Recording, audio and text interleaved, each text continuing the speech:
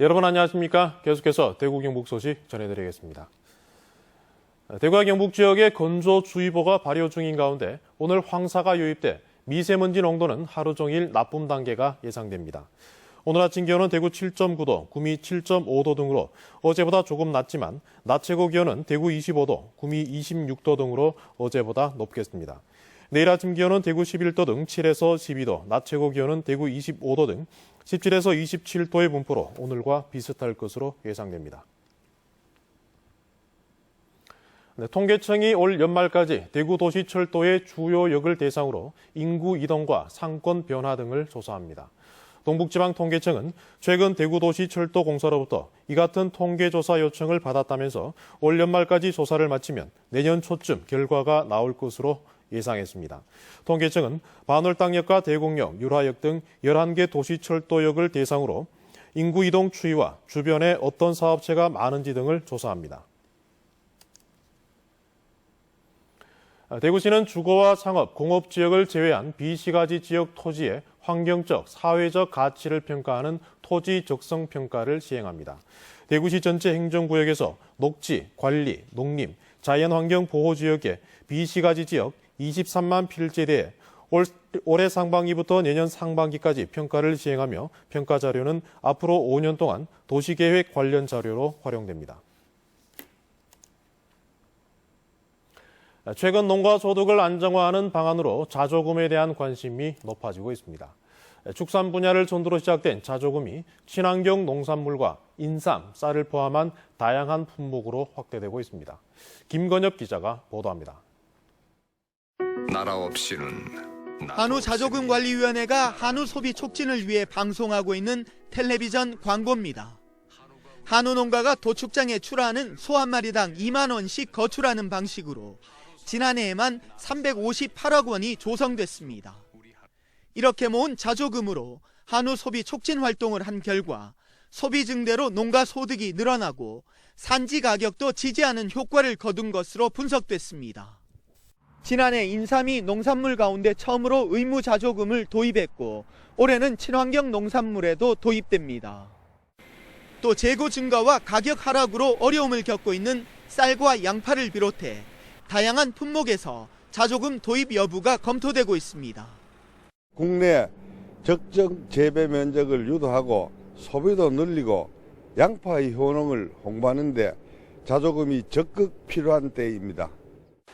정부는 품목별 의무 자조금 조성을 적극 추진해 2017년까지 14개 품목에 도입하고 다른 농산물로도 확산시켜 나갈 계획입니다. 의무 자조금 도입이 현실적으로 어려운 품목도 있고 또 기금 거출 방식 등을 두고 의견 차가 있기도 하지만 농가 소득 안정화를 위한 방안으로 자조금에 대한 관심은 커지고 있습니다. MBC 뉴스 김건엽입니다.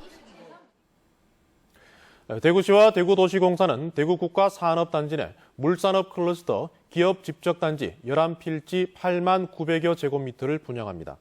분양 가격은 3.3제곱미터에 96만 8천 원으로 다음 달 8일부터 이틀 동안 접수합니다.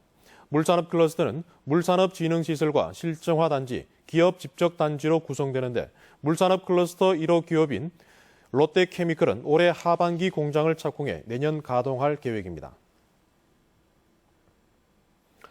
영남대학교 섬유공학과 72학번 출신인 주식회사 KPH 권정효 대표가 1754년 경상 가명에서 번각한 동의보감 판본과 중국본 등을 포함해 모두 259종 797건의 고서적을 영남대에 기증했습니다.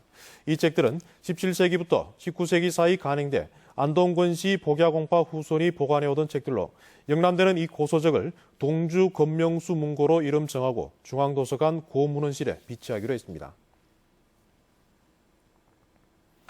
오는 6월부터 9살 이상 18살 이하의 학교 밖 청소년들도 생애 전환기 연령의 특성에 적합한 맞춤형 건강검진을 무료로 받을 수 있습니다. 검진 항목은 상담과 진찰, 고혈압, 이상 지질혈증, B형 감염 등이며 오는 10월까지 청소년 전화 헬프콜 1388이나 대구 지역 청소년 지원센터에 신청하면 됩니다. 신청 후 대상자에 선정되면 6월부터 11월까지 원하는 검진 기관에 사전 예약해 검진받을 수 있습니다. 대구지방경찰청이 지난 2월부터 2달 동안 연인 간 폭력, 이른바 데이트 폭력 집중 신고 기간을 운영한 결과 모두 82건을 접수해 6명을 구속하고 76명은 불구속 입건했습니다.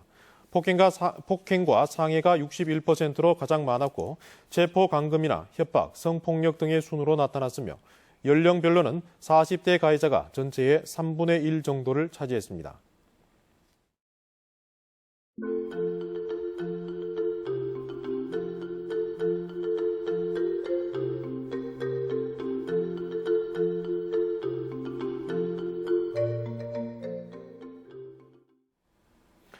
이상으로 MBC 생활뉴스를 모두 마치겠습니다. 여러분 고맙습니다.